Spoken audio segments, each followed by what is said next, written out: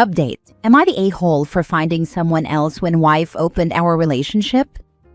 Original post. I, 29 male, and my wife, 30 female, have been together for 7 years and married for 4.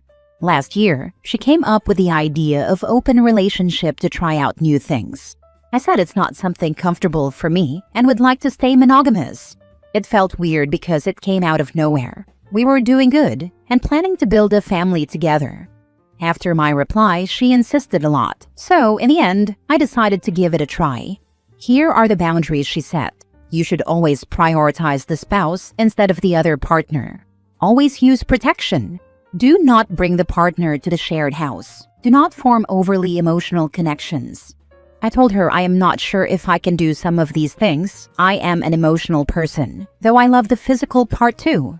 She said it's okay, I will be able to do it. And it's hard for men to form emotional relationships in such cases anyways. She found a partner quickly and easily. My wife was my first relationship partner, so I was not confident in myself. I did not have great chances when I was in my 20s. Eventually, after clearing out most of my work, I decided to try finding a partner in my spare time. Surprisingly, I was flocked with interest from younger or around my age women. I knew maturing and aging did a great job for me, but not to this extent. I started talking to multiple people, but decided to go ahead with only one of them. When I shared this information with my wife, she seemed surprised but congratulated me. She said she is shocked how beautiful this woman is, and I was able to get her. It has been 10 months since finding a partner, but the more I got to know them and spent time with them, we formed an emotional connection together. This woman is aware of my situation and respects my boundaries. I realized I lost emotional and physical connection with my wife over time. I know one of the boundaries were about emotional connections and prioritizing the spouse, but I told her I was not sure if I could comply with some of these. I had a difficult talk with my wife last week about my situation. She immediately offered closing the relationship and going to couples counseling, but I am not interested, to be honest. She feels no different than a friend for me, and I am afraid I built resentment for her due to the open relationship situation. I told her it would just extend the misery for me and I would like to have a divorce. She flipped and cried, saying I am throwing everything away just for a fling. Am I the a-hole here? Now for the top comments before reading the update. Not the a-hole. A story as old as time. Spouse A wants to open relationship. Spouse B is hesitant, but ultimately agrees. Spouse A ends up surprised and upset that Spouse B found someone, or many someones, to be with. Spouse A regrets decision. She dug her own grave here. It's even worse in a way. Spouse A also clearly thought Spouse B would not stand much chance with anyone else, much less anyone seemingly very attractive, effectively getting a hall pass without having to grant the same, and without calling it that. Well, that backfired. That's what I took from it too. The wife was both surprised that OP found someone, and then surprised again at how beautiful the woman was. I don't think his wife ever expected OP to do anything with the open part of their relationship, and she definitely didn't seem to have considered how she would feel about it if he did have a partner, even if the boundaries on the arrangement hadn't slipped. OP not the a-hole. You didn't throw everything away for a fling. That sounds like projection on your wife's behalf, who seemed to have someone lined up very quickly. Even if you didn't realize, your feelings for your wife started fading the minute she asked to open the relationship. Now you found someone better and who you have stronger feelings for. When you get divorced, make sure you let her know this happened because of her insistence to open your marriage. Hope the other guy was worth it. Betcha he wasn't. She wouldn't be screaming and crying over the divorce if he were. This could have been written by a mate of ours, though it then hit divorce and he remarried to the new partner. Shocker. Happened to a friend of mine. An ex-wife got upset after her short fling ended with a guy, but his kept going and asked for a divorce over it. Yet my friend is still with a new girl, married and a kid. Now for the update. It will be short update. I gave her the divorce papers my lawyer drafted this week, and it did not go well. She refused separating amicably and said she'll make the process as painful as possible for me. She left the house after taking her important belongings, and I have no idea where she is. My lawyer told me it would take about 8 to 9 months at best for that kind of case to be concluded. He also told me there would be no problem of seeing each other after, as divorce process started. However, we decided to limit the physical contact with the other woman for now, and she agreed it would be best for a smoother divorce process. House is my premarital asset, and only shared or marital assets we have are joint saving and investment accounts. We also have our own accounts and investment accounts, which is subjected to assets sharing. I will be busy handling divorce and conflicts for the rest of the year. What a headache, especially when we could separate amicably by dividing the assets. That is all the update. A busy year awaits me, but I am sure I will be fine. As for my relationship with the other woman, there is no guarantee it'll continue, but you do not know if you do not try. Last year, she came up with the idea of open relationship to try out new things. Well, that's as far as I need to read. I know what's happening next. She found a partner quickly and easily, equals she already had a dude she was cheating with. And she was shocked that OP found someone. Bet she wasn't expecting that. I'm always a little surprised by this reaction. I can't believe that my spouse, who I found worthwhile to marry and supposedly love, was able to find someone else who could be interested in them. Seriously, I just assume people are attracted to my husband because why wouldn't they be? He's handsome, smart, funny, and charming. I know I'm lucky to have him. Why wouldn't someone else want a man as awesome as him? I don't understand these people who open their relationship and then are all shocked Pikachu face when their spouse gets a partner. Like, you married them. Surely they, at the very least, should think their spouse attractive, right? Right? 99% of the time when a partner drops opening the relationship out of nowhere, it's for one of two reasons. They already have their eye on someone else and want permission to sleep with them. They've started cheating and need a way to cover it up. In either case, the relationship is usually doomed as soon as the words come out of their mouth. I think there's also a third reason. They're getting ready to leave the relationship anyway and want to scope out their options before blowing up their current relationship. This is sometimes the case, but uncommon enough. I'd put it in the 1% set of reasons. Most of the time, if someone is already that done with a relationship, they won't go through the trouble and potential drama of opening the relationship. They'll already be looking at other options and maybe cheat to try them out, then simply bail once they find one. Next story. Am I the a-hole for not chipping in for a Gucci bag or a €3,000 birthday dinner I didn't plan? I, 29 female, and my husband, 35 male, are part of a close group of friends. We're all in our late 20s to mid-30s. Most of us are married or in serious relationships, and we usually celebrate birthdays together. The usual setup has always been that the birthday person hosts and pays for everyone. But about a year ago, this weird new tradition started. For each birthday, someone opens a WhatsApp group and says, "Let's all chip in for this really expensive gift." We're talking about things like Hermes flip-flops, Formula One tickets, Gucci bags. It's all very public and a bit uncomfortable to say no. My husband and I have always gone along with it, even though it's felt a bit much at times. For example, we paid around €300 towards a €1,500 Formula One ticket for my husband's best friend. Let's call him Tom.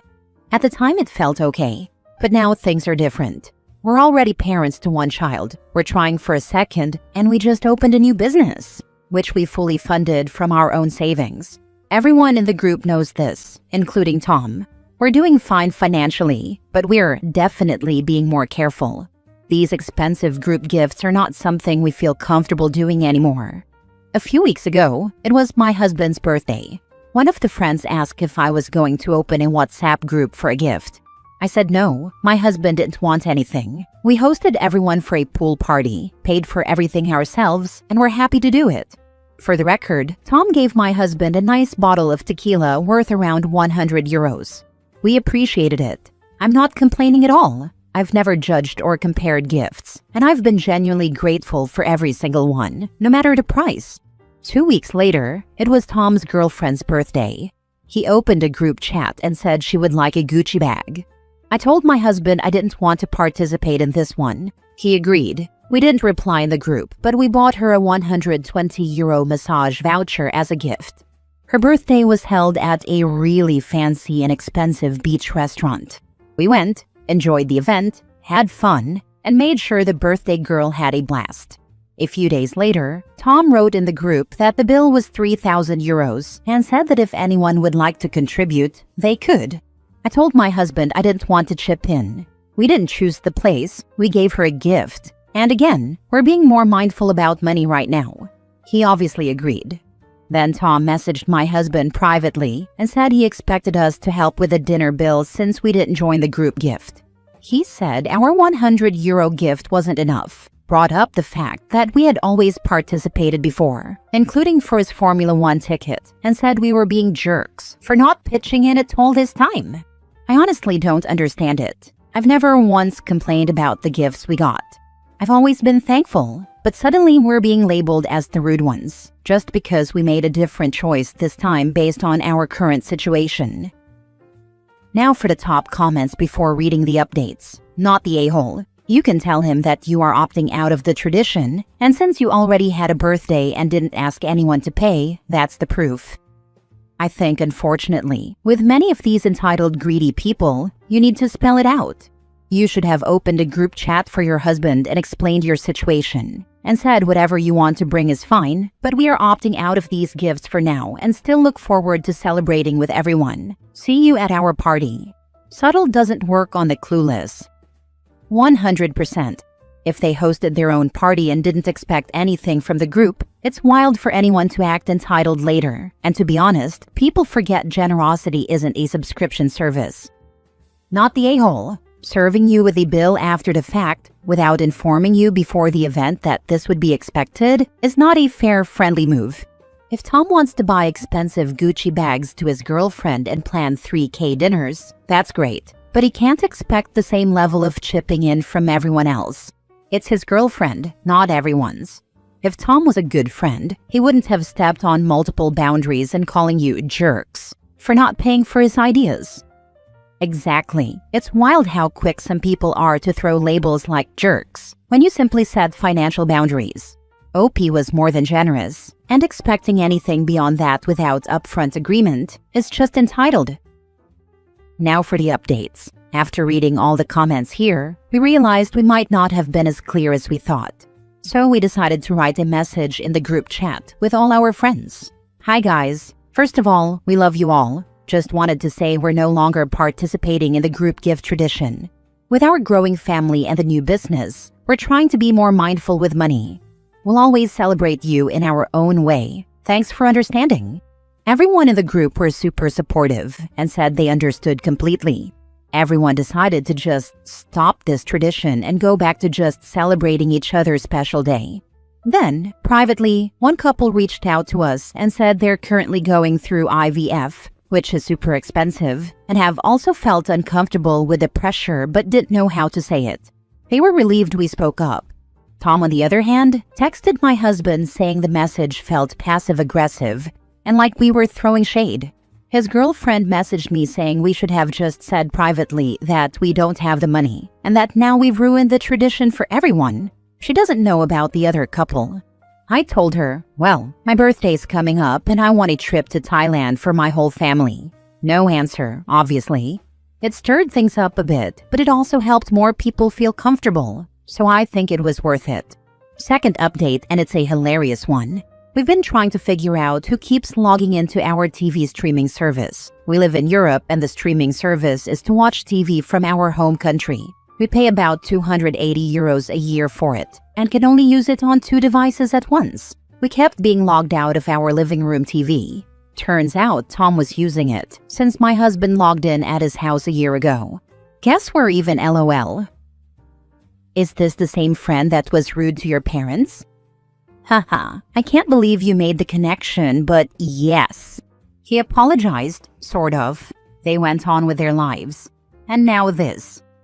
He also ruined your wedding. Why do you still have him around? Last story. Am I the a-hole for telling my boyfriend to find his own place because he can't handle living in my art studio? I, 32 female, rent a converted warehouse loft in the arts district. When my previous roommate moved out 2 years ago, I took over the full lease because I'd always dreamed of having a proper studio space. The rent is steep, but I make it work through my art sales and the pottery classes I teach twice a week. My boyfriend, 29 male, moved in 8 months ago. He was spending a fortune on his downtown apartment, so when I offered to let him stay here for half what he was paying, he jumped at it. That's when the problem started. He immediately began complaining about everything. The kiln in the corner that I fire once a week, he says the smell is toxic, even though I have proper ventilation. The pottery wheels set up in the main living area. He thinks they make the place look unprofessional when his colleagues might visit. The paint splattered drop cloths, covering most of the floor. He wants me to roll them up every evening so we can have a normal living room. But the final straw came last month when he found out about my weekend workshops. I've been teaching small groups of 4 to 6 people basic ceramics on Saturdays for the past year. It's good money, and I love sharing the craft. When he realized strangers would be coming to our apartment regularly, he lost it. He demanded I find another venue because he doesn't want people tracking through his living space with muddy shoes. I explained this isn't just where I live. It's my workspace, my business, my artistic practice. I was doing all of this before he moved in. The whole reason I chose this place was because it's zoned for residential and commercial use. Last weekend, he actually hid in the bedroom during my workshop and then complained afterward about the noise and mess. He said that since he pays rent, he should have a say in how the space is used. That's when I snapped and told him maybe he should find somewhere else to live if he can't handle what this place actually is. Now he's giving me the silent treatment and acting like I'm being unreasonable. But I feel like he moved into my established life and workspace and is now trying to change everything about it. This loft was my dream space long before he arrived, and I worked hard to afford it on my own. Am I the a-hole for prioritizing my art practice and business over his comfort in what is technically my rental space? If he's been there for 8 months and you've been doing weekend workshops for the last year, how is he just finding out about it last month? I stopped doing them when he moved in to avoid conflict, but then recently started again because I need the income. Not the a-hole. He decided to move in with an artist and then is surprised and annoyed that you create art there. Compromises are needed when you move in with someone, but it doesn't seem like he wants compromise. He wants control.